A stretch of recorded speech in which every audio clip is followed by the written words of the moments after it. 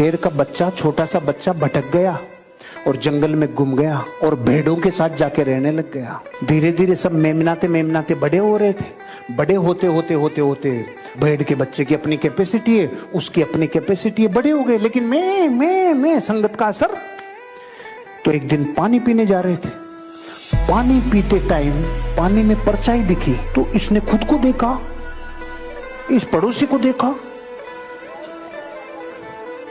इतने में पहाड़ के ऊपर से दहाड़ मारी इसके बाप ने। तो ये सब इसने तीन तरफ देखा, लेफ्ट राइट, ये मैं नहीं हूं, फिर खुद को और फिर उसको, मैं तो उसके जैसा हूं रे।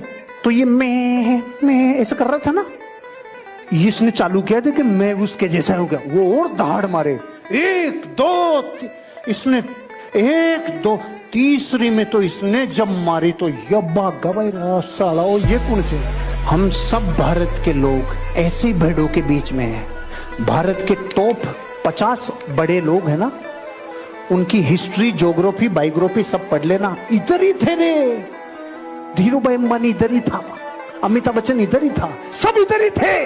लेकिन इन्होंने कभी ना कभी किसी को दहाड़ते हुए देखा, खुद को देखा, पड़ोसियों को देखा और दहाड़ के कहा मैं अमीर और कामयाब बन के रहूंगा। दुनिया गई भाड़ में।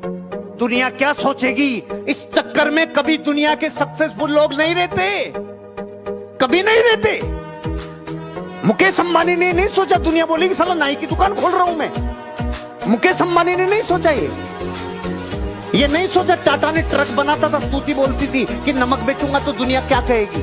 कभी नहीं, कभी नहीं जिंदगी में। रिलायंस ने जूतों के शोरूम खोले, नहीं सोचा। अपनी जिंदगी में लोग क्या कहेंगे, ये गरीबों का मूल मंत्र है। लोग क्या कहेंगे ये मायने रखता उनके लिए। लेकिन जो लोग जिंदगी में, जिनको लोग सौभाग्यशाली कहते हैं ना, अरे रे ये तो सौभाग्यशाली है, टाटा, बिरला, डालमिया, सिंघानी, आज अंबानी।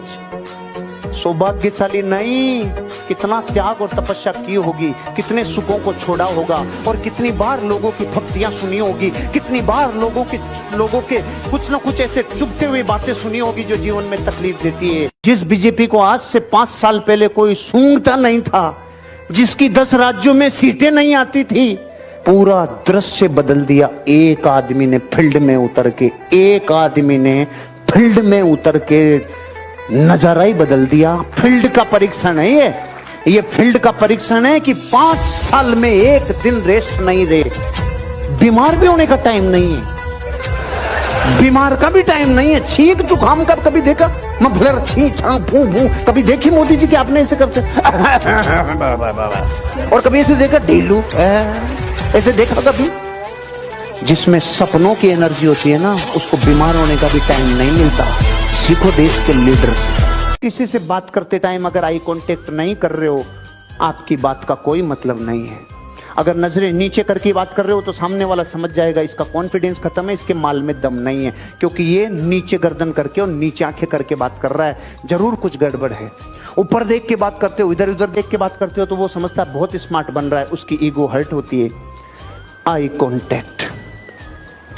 सामने आईपीएस ऑफिसर बैठा हो, कलेक्टर बैठा हो, सीएम बैठा हो, जैसे बैठा वैसे बात करो।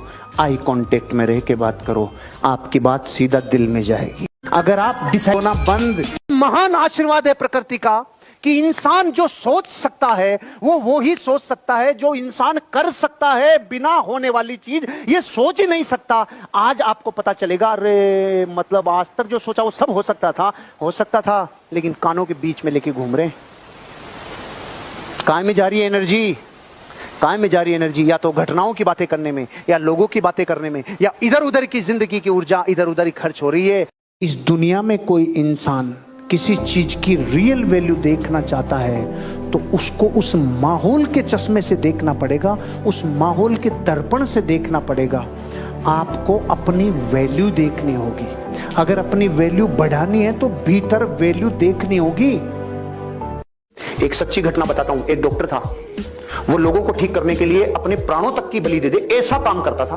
एक दिन पूरे दिन मेहनत की, रात को थक के चूर होके 12 बजे आके सोया और रात को 2 बजे उसके फोन बजा।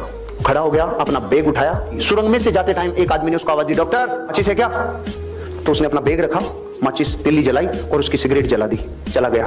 सुबह 7 बजे इसके ऑफिसर का फोन आया, सुरंग में किसी ने इनको लूट लिया और इनको बहुत नुकसान पहुंचाया, इनका इलाज करने के लिए आपको आना पड़ेगा। पूछा कि इसका ये किसने किया? ये गया और जेल में जाके देखा तो वो वही आदमी था जिसकी रात में इसने सिगरेट जलाई थी। तो इसने बोला, इसने एक ही प्रश्न पूछा कि मैं भी तो आया था, तूने मुझे क्यों नहीं लूटा? कि मैं तेरे को लूटता भी और तेरे को कूटता भी, लेकिन जब भी तू आया मेरे पास तो तू अकेला नहीं था, तुम 2 थे। वो देवीय शक्ति थी जो उसकी मदद कर रही थी। उस दिन के बाद उसको यकीन हुआ कि जब मैं अपने काम को प्राणों से ज्यादा पसंद करता हूं तो